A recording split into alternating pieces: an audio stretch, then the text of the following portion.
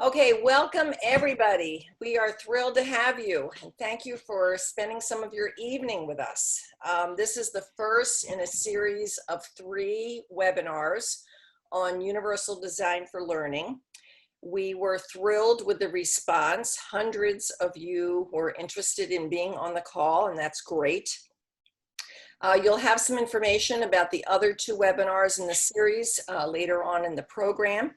This session is sponsored by PBS LearningMedia, GBH Education. GBH, of course, is Boston's PBS station, and a project which is a collaboration between NASA and GBH called Bringing the Universe to America's Classrooms.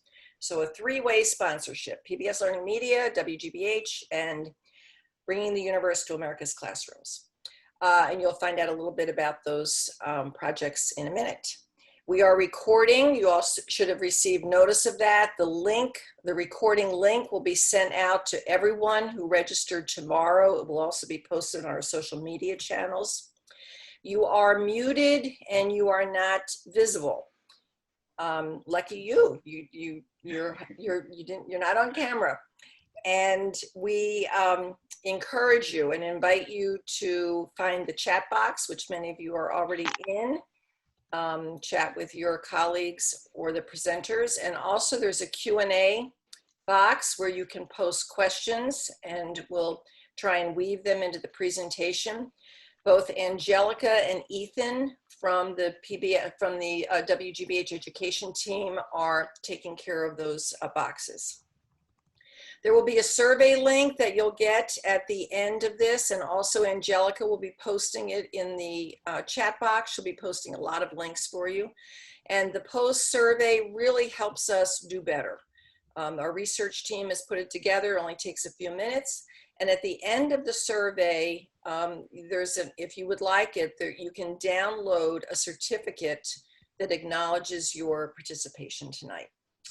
So I'm going to turn it over for a couple of minutes of introduction to Peggy Wright, who is the Director of Digital Learning at WGBH Education. Thanks. Thank you, Carolyn. Hello and welcome everyone to this evening's webinar, Embracing Universal Design for Learning. We really appreciate your spending time with us this evening. We know you're super busy right now, either starting school or preparing to start school, whatever that might look like to you folks. So we hope that the information you gleaned from tonight's webinar will be helpful in that coming school year. Before I introduce the 2 outstanding educator speakers that we have tonight, I want to provide just a little bit of background information so you have some context for tonight's webinar. I'm not sure how many of you, and I can't do a show of hands, are familiar with PBS LearningMedia, but PBS LearningMedia is a free pre-K-12 digital media resource site.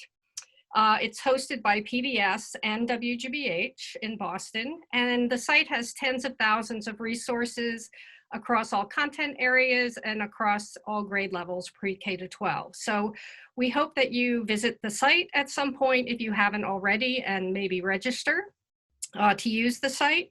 You'll see that it is customized for your local area. So you will get your PBS station. You'll also see your own state standards when you're looking at the resources. And much of the content on this site is adapted from your favorite PBS programs like Nova and Nature, American Experience, Ken Burns, and also our children's shows such as Arthur and Molly of Denali. But we also produce a lot of original content for the site, and this content is designed from the ground up to be used in the classroom. And the project that Carolyn mentioned earlier, Bringing the Universe to America's Classrooms, is one of those projects, and the URL you'll see is right at the top of the screen.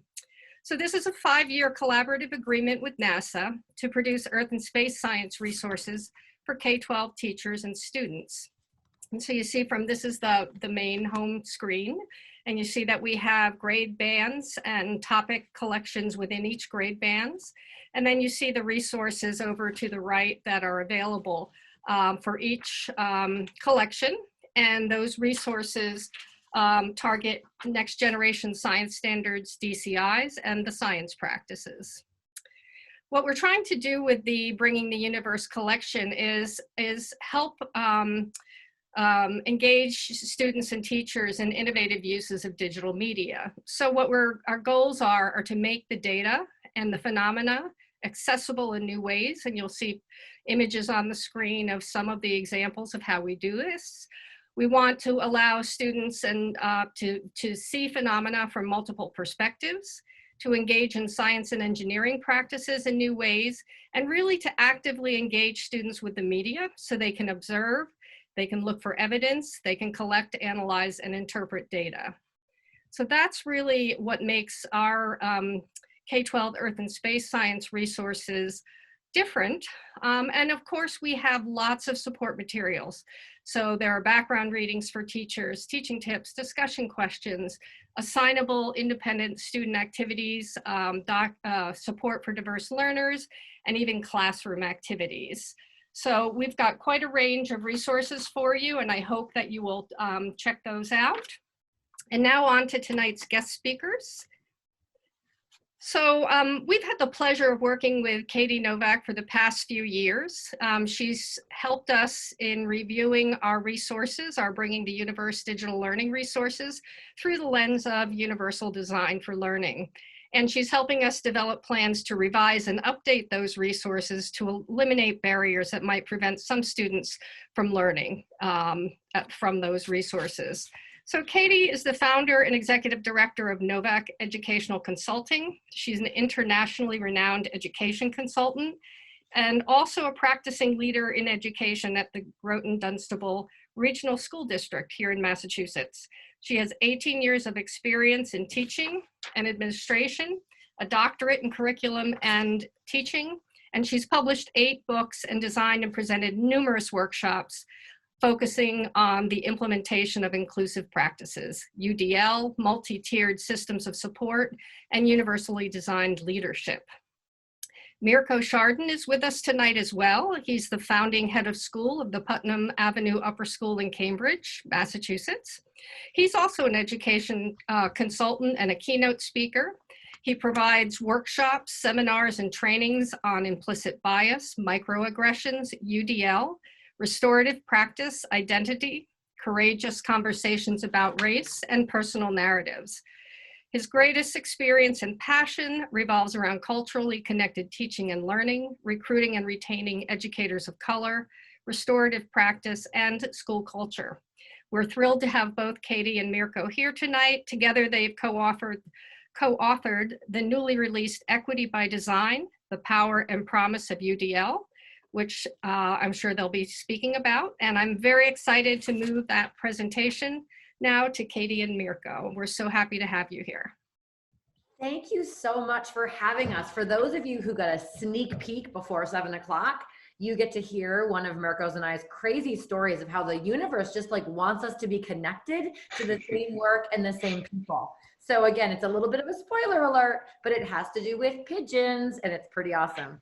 So we are just so happy to be here today to share with you a little bit about this framework called Universal Design for Learning.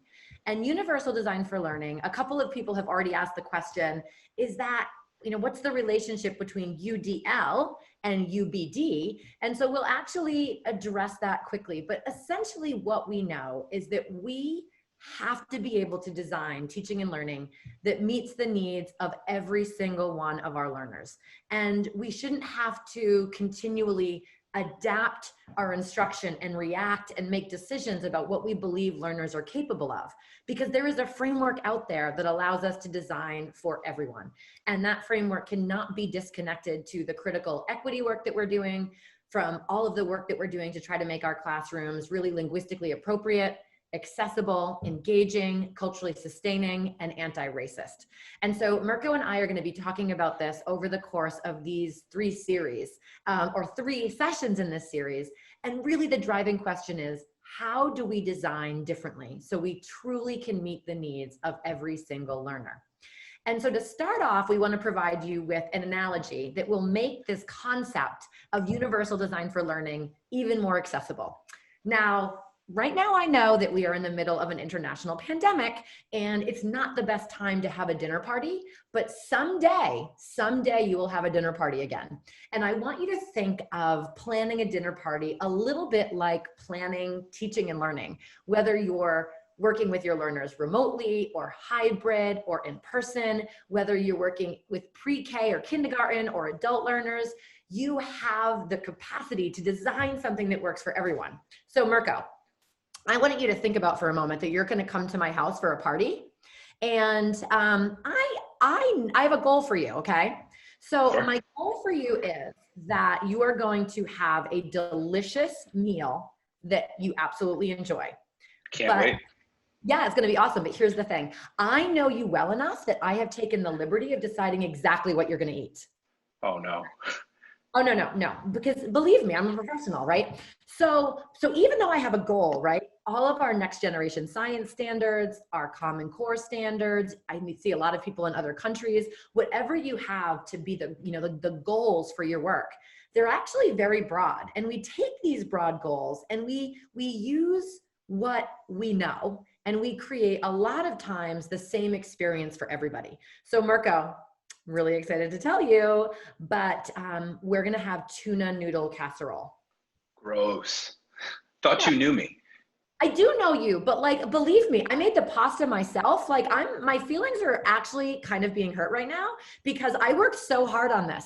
And what we're doing right now is obviously silly, but think about how often we design one size fits all solutions for our learners. We ask every learner to read the same book in the same way, to solve the same math problems using the same materials at the same pace.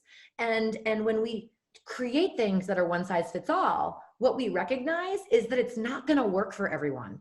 And so in the chat right now, I would love to know, how do you feel about tuna noodle casserole, right? So I am predicting that not everybody is going to be able to eat that. So, oh my gosh, we have gross, hate it, yuck. Is anybody on my side here? Oh, love it. Oh my gosh, it went so fast that I don't even know. There's a lot of no ways. So, oh, great. Now I'm going to have to adapt it. I'm going to have to make all these accommodations. I'm going to have to make all these modifications. And the thing is, okay, thank you for those of you who are going to eat it. I could have predicted this.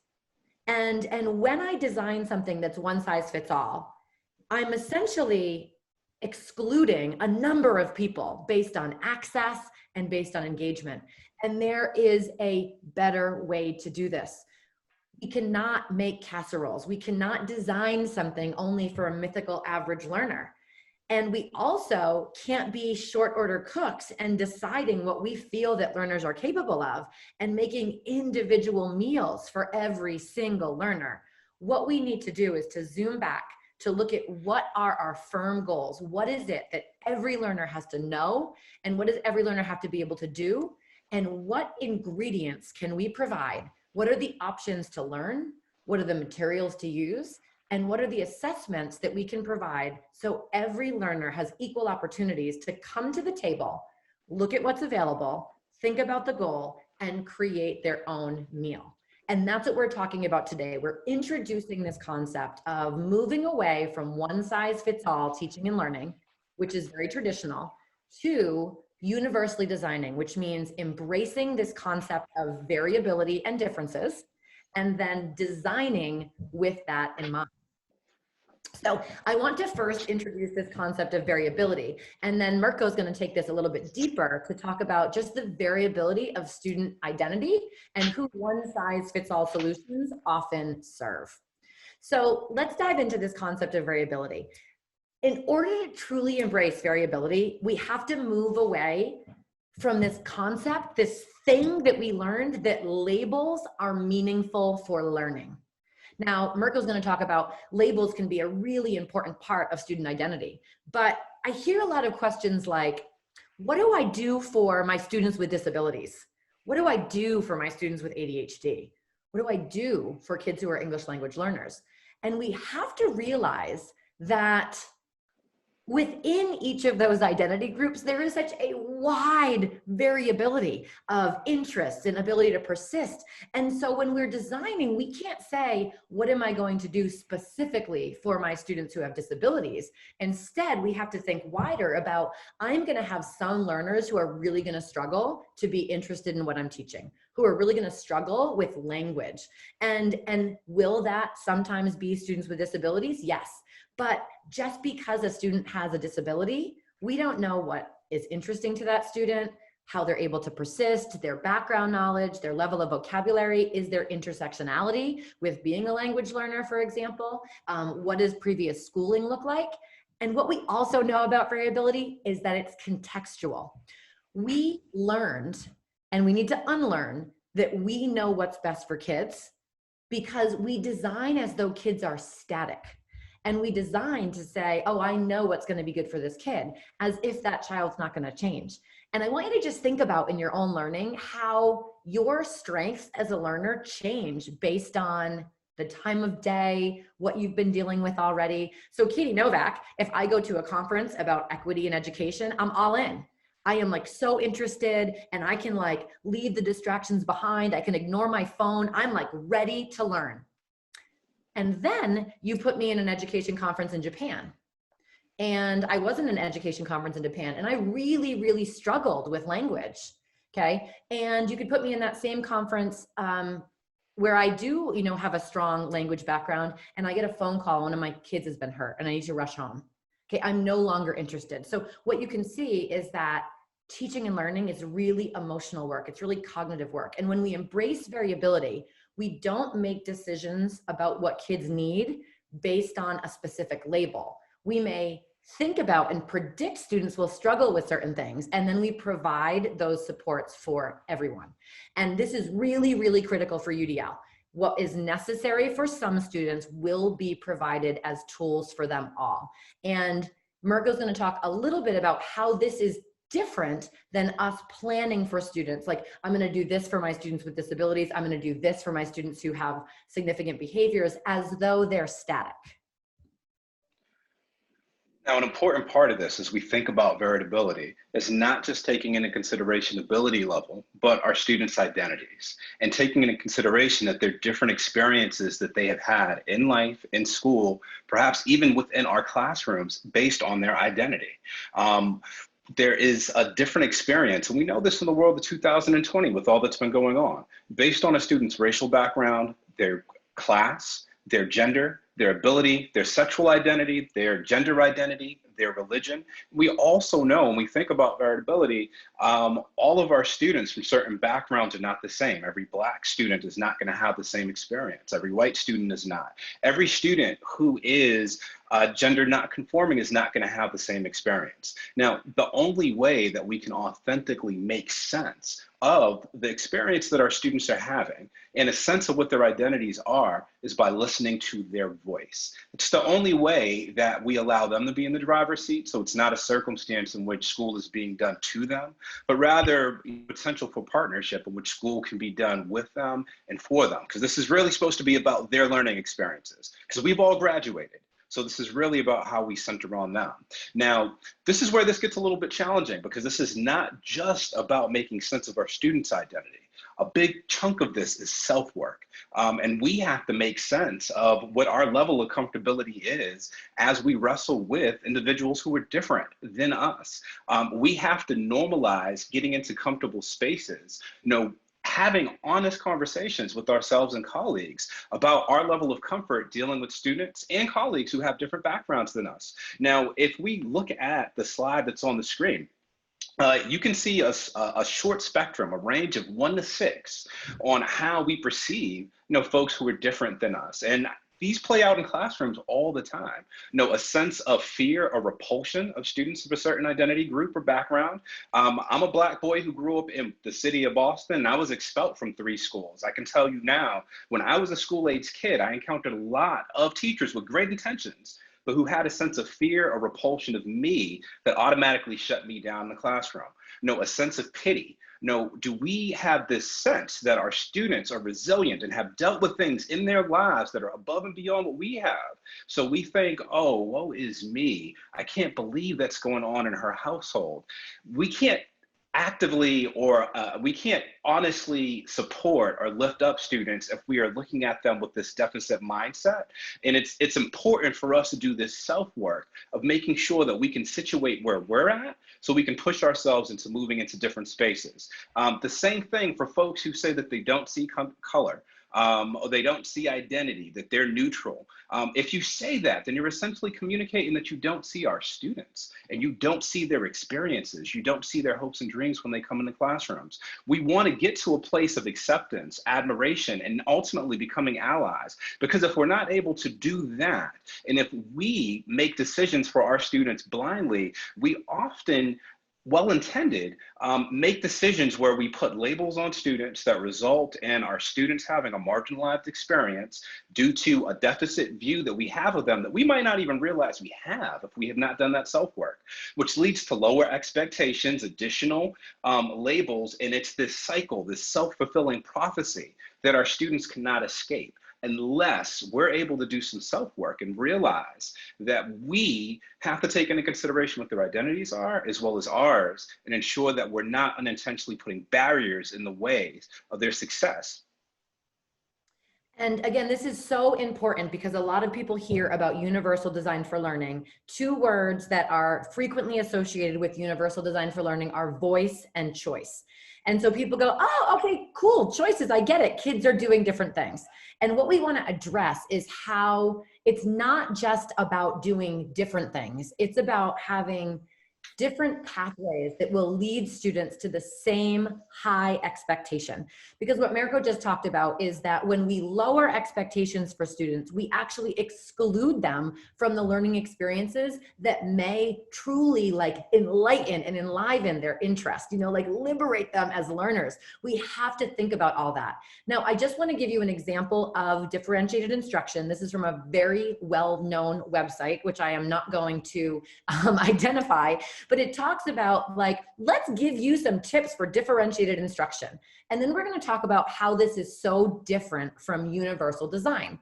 So the first thing I talked about was universal design embraces student variability, embraces the very different lived experiences of our learners, and recognize that within each of these identity groups, students are going to be different based on what interests them, what their level of knowledge background is, their ability to persist and self-regulate. And we have to design knowing that some students face barriers.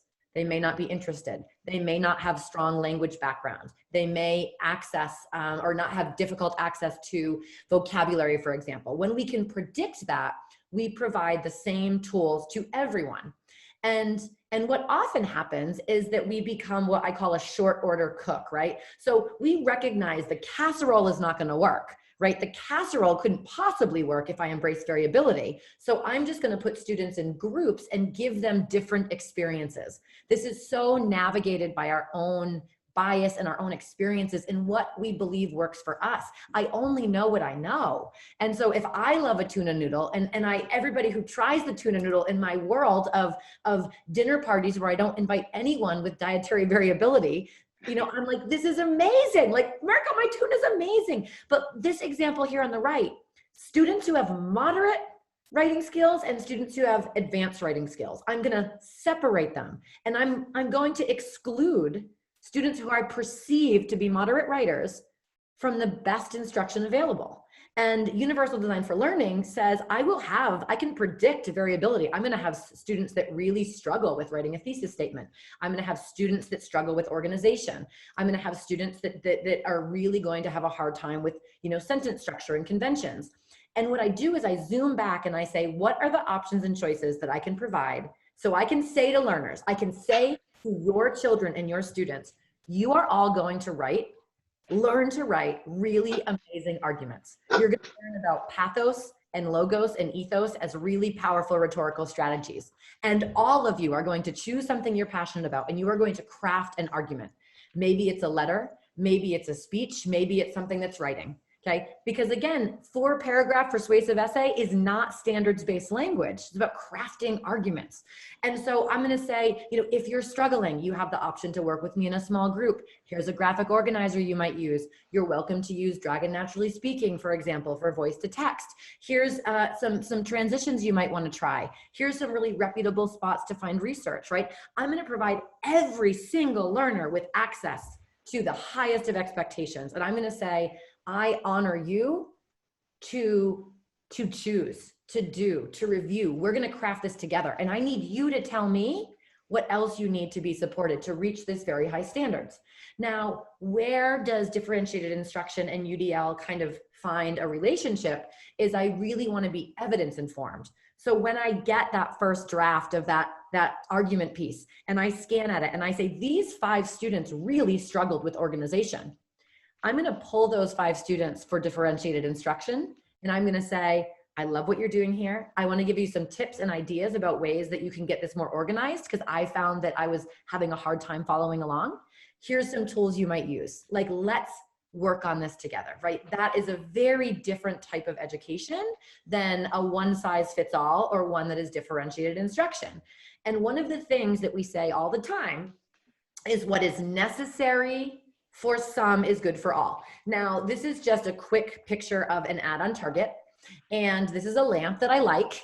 And I'm going to talk about this accessibility for all, because WGBH and Bringing the Universe to America's Classrooms does an amazing job of being very clear about all of the teaching tips and the accessibility tools and the scaffolds and how they can be used for every single learner. Okay, every learner has access to the universe of the, the highest level of expectations. And so when we think about what's necessary for some is good for all, that would be like, I recognize there might be some of you who don't eat any sort of meat who come to my party. So I'm going to make sure that I have a vegetarian option. But when you come in, I know for a fact, I've eaten meals with Mirko many times. Mirko is not a vegetarian. And when he comes in, I'm like, Mirko, that's for the vegetarians. Back up, back up. That's not for you, right? And what is necessary for some is a great option for all. So I'm going to tell y'all right now, and you can fess up. I'm going to fess up. The delivery option at a Target was designed for those people who have no access to a store and have no access to transportation. And Target's goal, everyone purchases this beautiful lamp, okay, is there's a lot of different options and choices for people to self-differentiate their experience. You can look at the lamp in your house. You can buy it with a light bulb. You can pick it up. Now, here's the thing. That delivery option is not necessary for me because I live near a Target. I have a very, very good mask, and I have transportation and money to walk in and buy that lamp. Target is 5 minutes from my house, and I use the delivery option because it's more accessible. It's a better way for me to meet the goal. We have to provide the same options and choices to allow learners to recognize that these resources, the word banks, the scaffolds, the visuals, will always be available to us as learners if we know how to use them. And so again, is anyone going to fess up about you use the delivery option when you could just go in? And again, this concept of like, what do I do when I'm stuck? Oh, I know, I could try to find a graphic organizer, or no, I could do this. Yes, you're all guilty. So we talk about choice and voice, but this is not just choice for the sake of choice. Okay, I saw there was a really good question in the question and answer that Mirko, the person says, but what about the fact that we have like really firm goals? What about that we have these state standards? UDL is very responsive to that because this is not choice for the sake of choice. This is choice in order to meet the same goals. This is scaffolds to move forward. So Mirko, can you just look at this little ditty here? I found this online. Can you tell me what exactly is the state standard here? So I know as a teacher, when my class has chosen one of these beautiful options, I'll be able to be like, yes, all my students know that, or all my students can do that. I'm positive. When I look at this, I have no clue. I bought this on Teachers Pay Teachers. But what is this? What is the standard though? Mirko, it's a buffet. It's just a buffet. Just pick something you like and make a darn flag, right? And so again, this is not choice for the sake of choice. I have no idea why you would use this. And it was actually for math 3 to 5. And math 3 to 5 has different geometry standards. So don't even get me started on that. But UDL is firm goals, flexible means. And again, when we create those choices, we have to say, will I know that students know this? Now, definitely there's some relationship here about angles and shapes, but what is it that I need students to know and be able to do? Because I know my 4-year-old could make a really cool flag and not be able to tell you what those shapes are or what the angles are. And so again, as we think about this, this is not just choice for the sake of choice. This is choice and options so that learners can come up to this buffet and they can decide for themselves what are the scaffolds they need in order to reach these goals. So this is a great example from Bringing the Universe to America's Classroom. It's about investigating weather.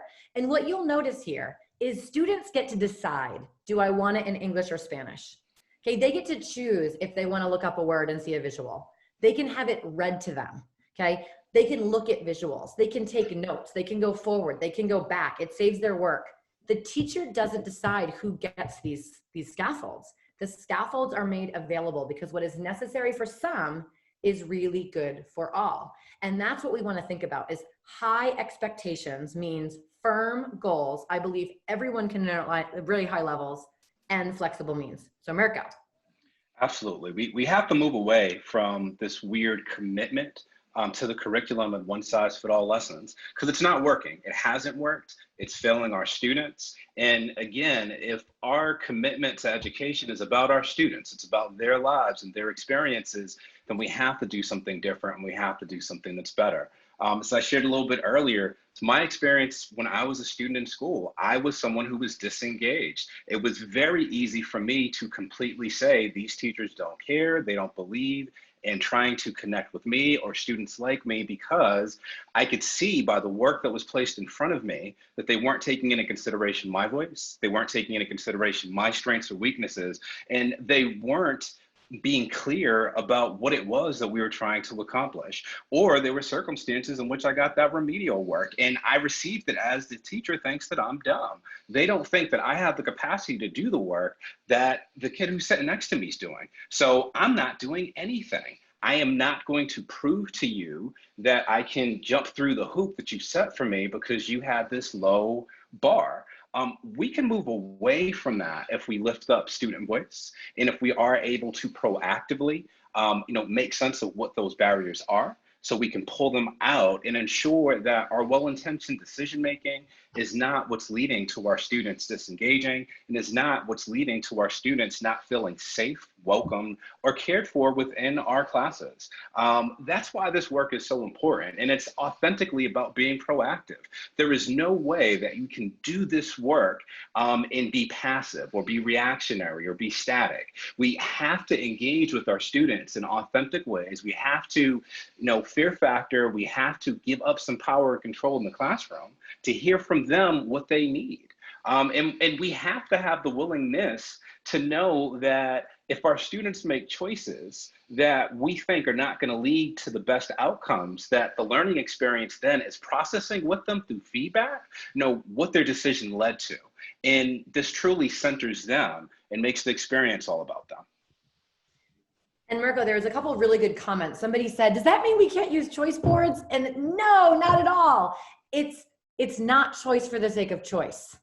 And choice boards can be dangerous because it's just like, let's come up with choices, as opposed to what options can I provide so all learners can solve an equation. So all learners can construct a scientific response. So all students can explain the 3 different types of angles and why it's important to know them.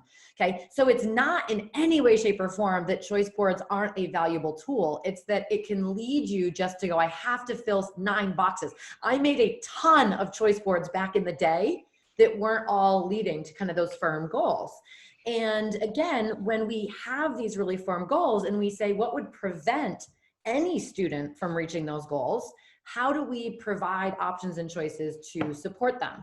And a couple of people noted really, they said, but what about a student who has special education needs or, IEP goals? And as a mother of a daughter with very complex needs, academically, behaviorally, and socially emotionally, she absolutely has IEP goals, and there are strategies, but the focus, the specially designed instruction really should be in addition to and not instead of a really accessible, universally designed learning experience. And in a system that works well, in a multi-tiered system that works well, as a general educator, I would be collaborating with special educators. I would be making sure that any specific tool that a student needed based on an IEP was provided as much as possible as an option for everyone. And again, it's about working together. A tiered system is that we don't want to supplant and remove some students from being able to access really accessible, rigorous instruction. I think the challenge is that often the place where rigorous instruction is happening is not the least restrictive environment available to our learners. And that is why we are talking about, we have to design those classrooms differently. So you as a special educator know, like, this is a place that is designed for all of my students, because my expertise as a special educator is built into these lessons, because districts have curriculum accommodation plans that ensure equal access. And then when you also provide specially designed instruction, you start really closing those opportunity gaps. Now, we know that as educators, we make tons of decisions about our kiddos. We make decisions about what work we put in front of them. We make decisions about what groups they're in. We make decisions about what they're capable of. And that should not be with the circumstances. They should be in the driver's seat. Our schools are one of the few places in our society in which the customer is not right, and we need to change that. Now, we know that when decisions are solely made based off of the educator without that student voice, I'd add without that family voice as well, and our beliefs and our assumptions go unchecked due to something called the Pygmalion effect. Our beliefs, influence our actions about others, who impact others' beliefs and actions, which reinforces our beliefs about them, which creates this weird, self-fulfilling prophecy of having, expectations that kids can only perform at a certain level, creating circumstances that reinforce that they can only perform at a certain level, then seeing kids perform at a certain level and using that as evidence that our assumption was correct. We have to go above and beyond that if this is authentically about putting our kiddos in the driver's seat and preparing them to join us as decision makers in the world and in our society, because that's what this is about, right? As educators, it's about preparing our students who are growing quickly, to join us as decision makers so that they can make decisions with us.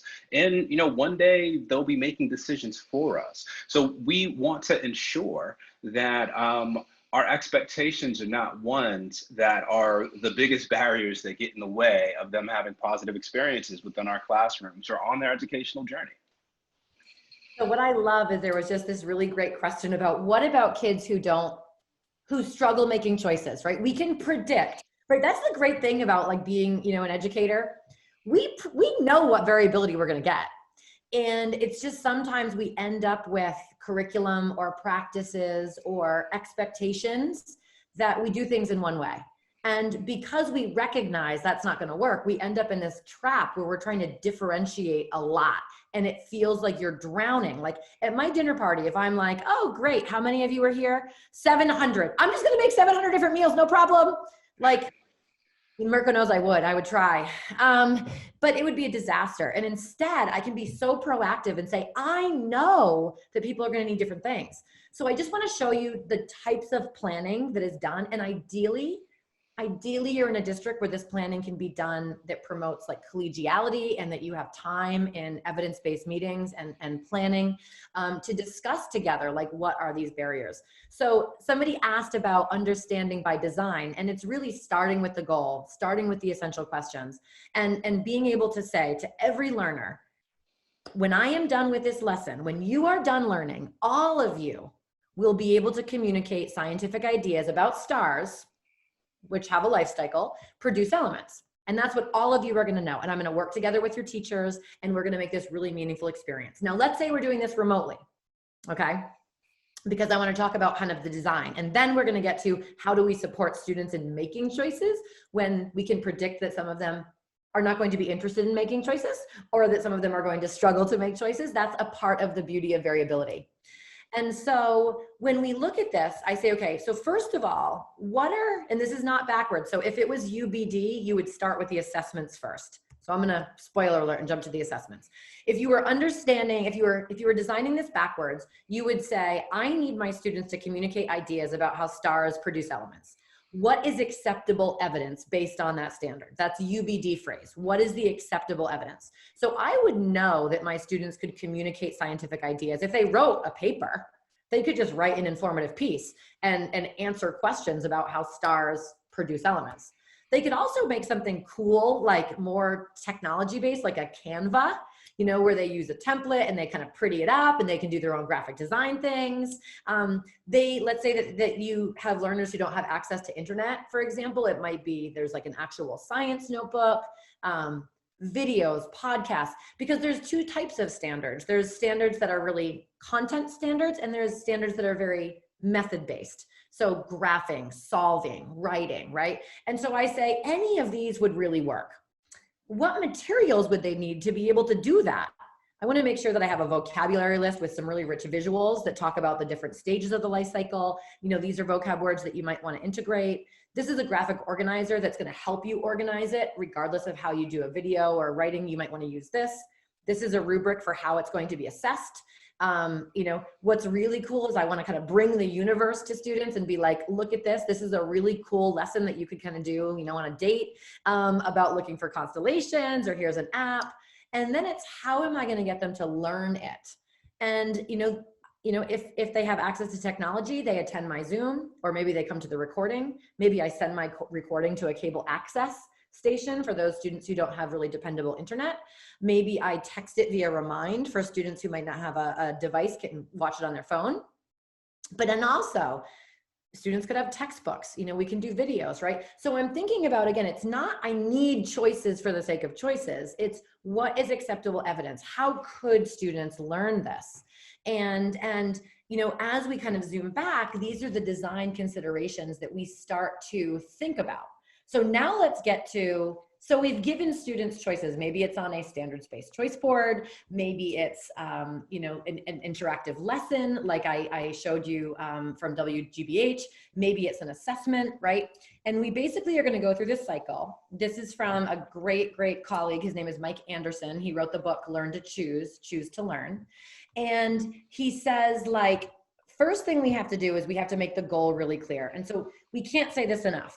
Firm goals, flexible means, right? Firm goals. Know what the standards are asking all students to know and be able to do. And really unlearn that we get to decide who's capable of doing that. Because there's just too much bias.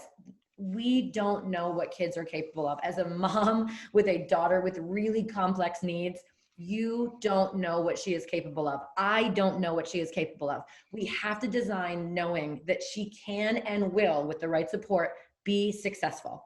And when we don't know what that is, we collaborate with families and the community and our colleagues and students themselves. But we're going to go through this cycle of saying, okay, this is what the goal is. I want you to create a strategy. And maybe you have to scaffold that quite a bit at first. You know, maybe you make a little checkbox. Which thing do you want to use to learn? Which thing do you want to try? And then we say, now you're going to do it. You're going to try. And as you're working, here's the scaffolds that will help you so you're not so dependent on me. You know, here's translation software. Here's some visuals. You can work with partners, right? The most important aspect of universal design is allowing students the time for reflection and review. And we're so sped up sometimes we don't get to this. Of like, remember, this was the goal. Think about what you chose. What did you choose to learn? What materials did you choose? You know, how did you show me what you knew? And then did you get there? And celebrate it no matter what. You moved in the right direction. That's amazing. You're learning more about yourself as a learner.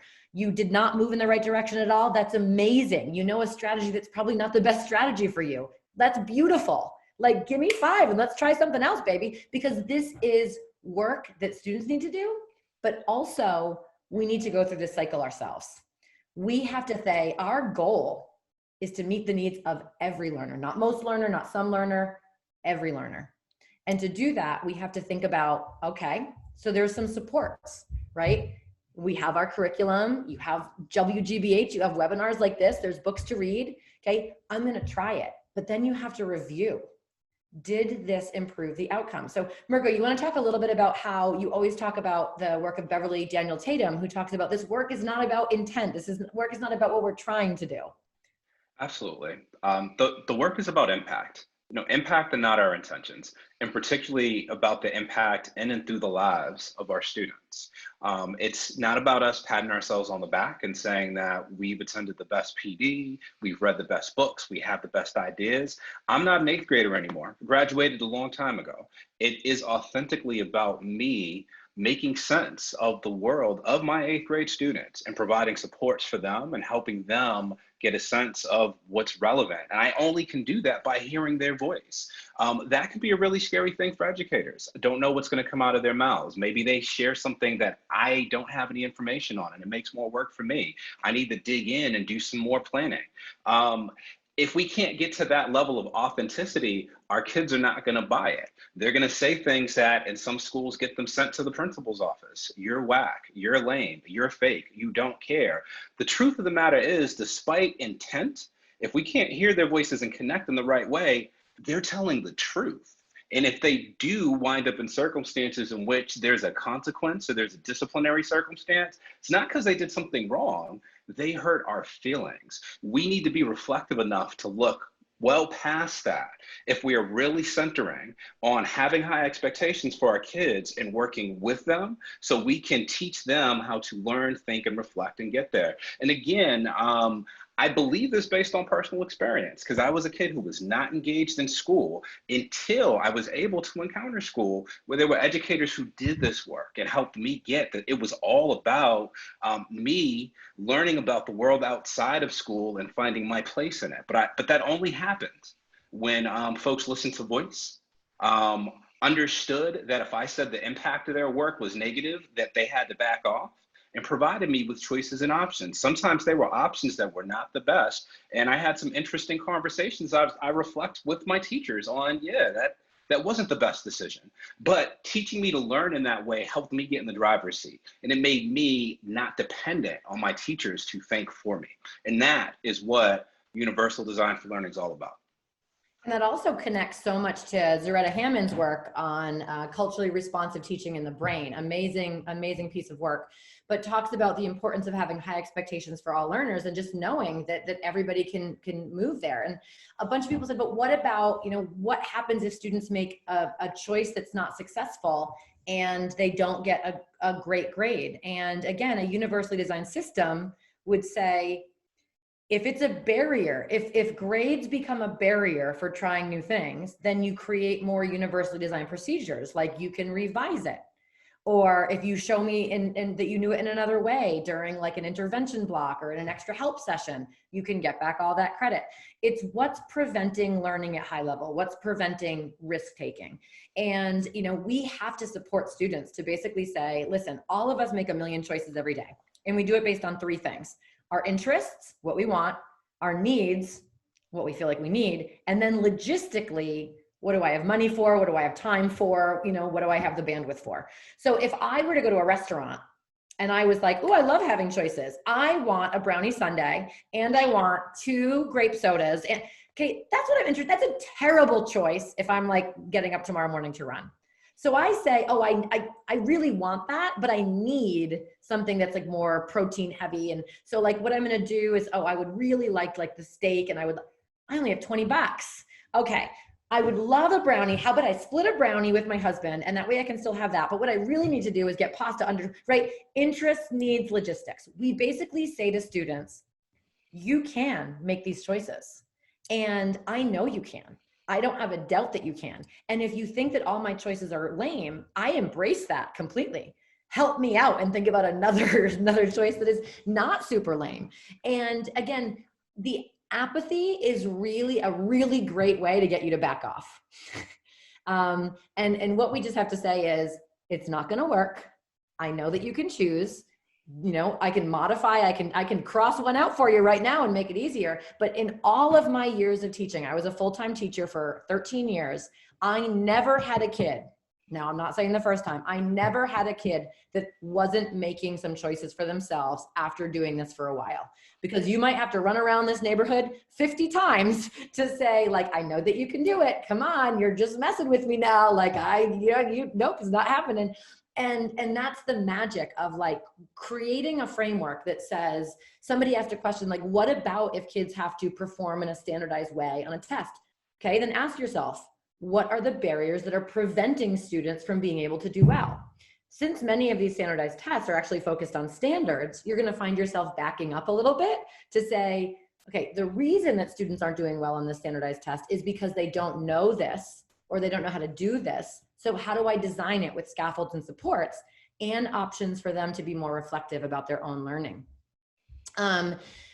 As we think about, the last thing I want to share with you is just like the beautiful network of our brain and why this is not only, you know, culturally relevant and trauma informed and linguistically appropriate, but how do we do this in a way that really allows students to learn? And we know now that we can look in the learning brain that there's 3 different networks of the brain: the affective, the recognition, and the strategic. And it's kind of like a heating system. Some of y'all I know are like in Hawaii, Florida. You don't have a heating system going on right now, but up here in the Northeast, it's coming on soon. And the first thing that we always do with our forced hot air systems is we just put on the thermostat. We set the goal. Every learning experience has to start with, this is what you're going to know, this is what you're going to be able to do. And guess what? It's not going to be easy to get there. And that's what makes this beautiful. Okay, we're going to say, this is how you're going to cope. This is how you're going to move forward. If you get frustrated, these are your options. If you feel like this is worthless, here are your options. I want you to talk to me. I want you to reflect. I want you to share what's going on. I will change for you. You are the customer. Okay, you got to work with me here. Then there's things we have to teach students, right? So the burner in the brain is like collecting all this information, right? It's trying to make sense of information, language, symbols. When we want to build knowledge, we teach. And we're not the only source of really great information. So can we say, you can learn this from a video, you can explore other resources, you can look at this interactive web page, you can choose to work with me in a small group. How much can we provide options for self-differentiated learning so the message can be received, it can be recognized? But a heating system, just turning on the thermostat and getting the burner to go, blah, blah, blah, blah, blah, right? Doesn't mean my house is warm unless the blower's going.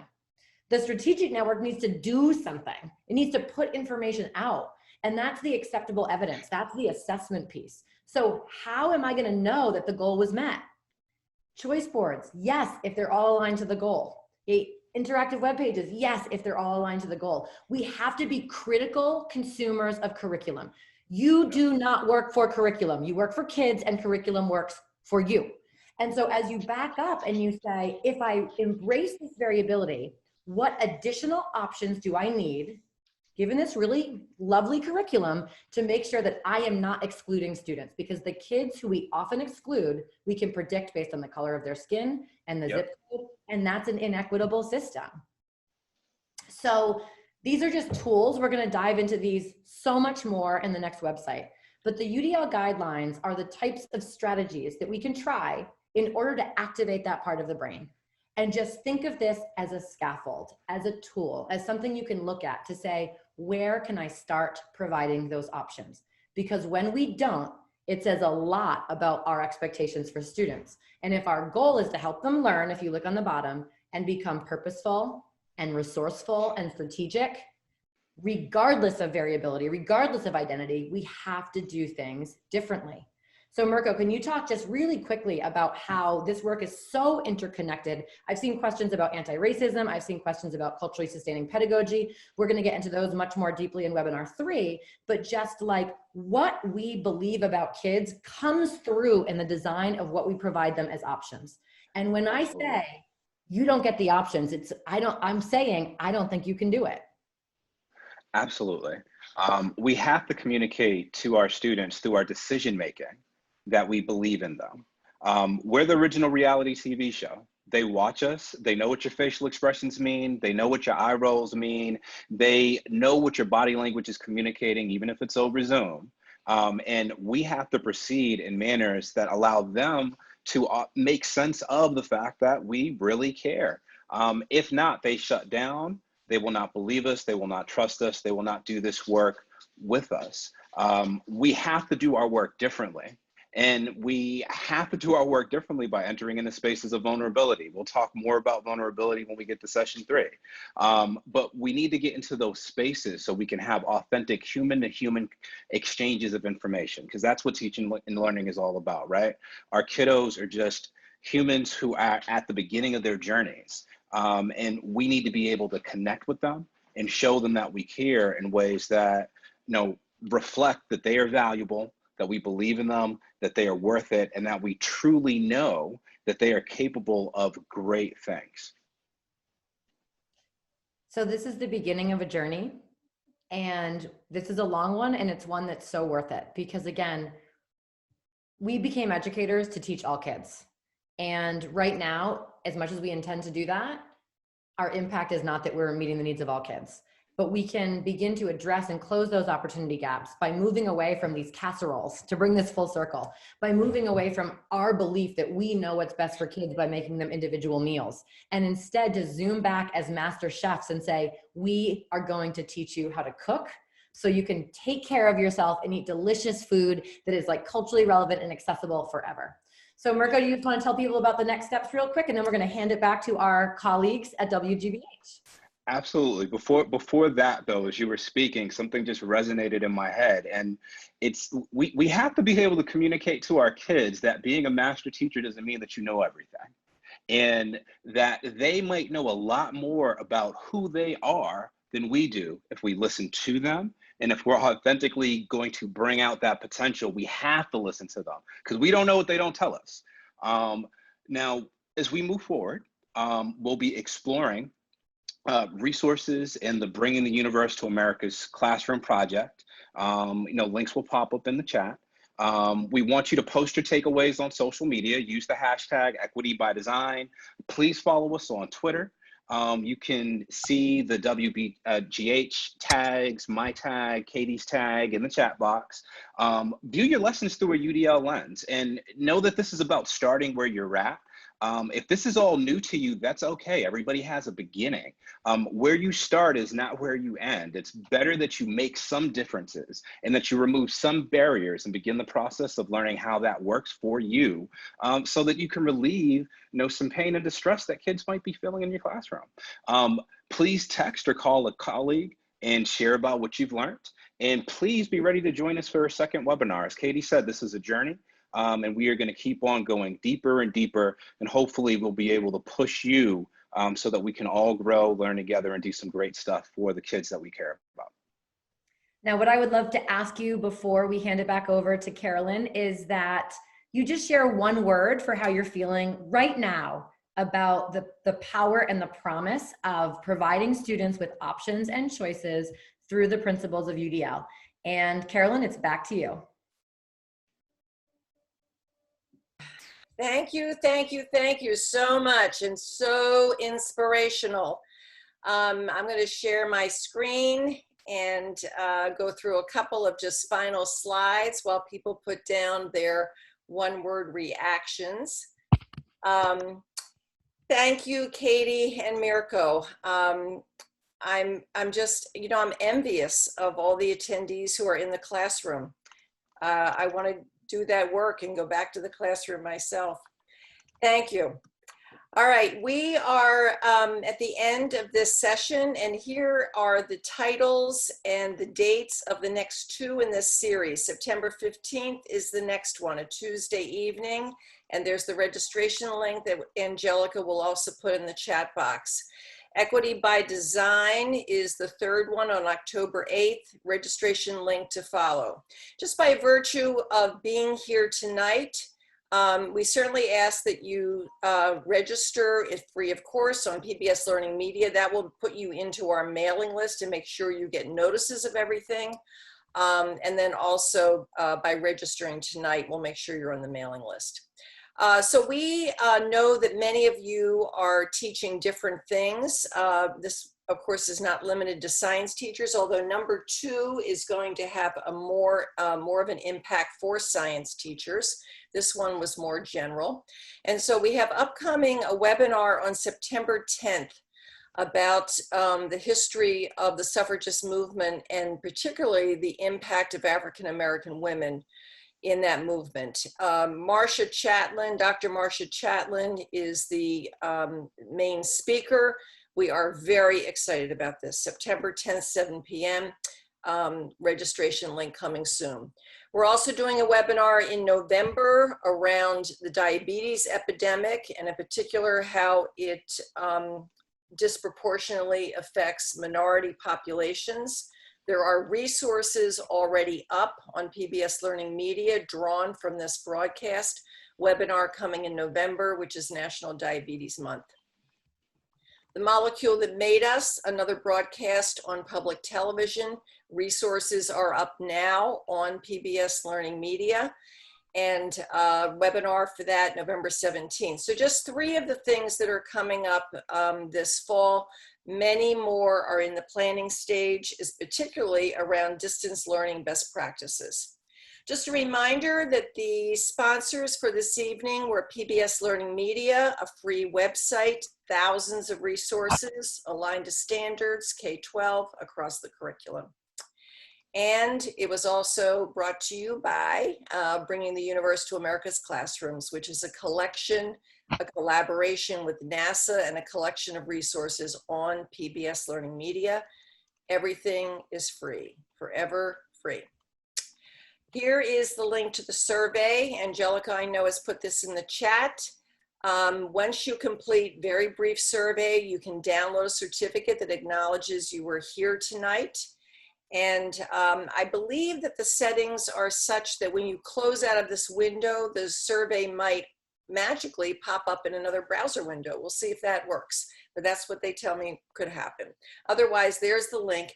We'll be sending out a follow-up email tomorrow to everyone who registered. It will have the recording link, which will be on our YouTube channel, the survey link, etc., and information about the next webinar in the series.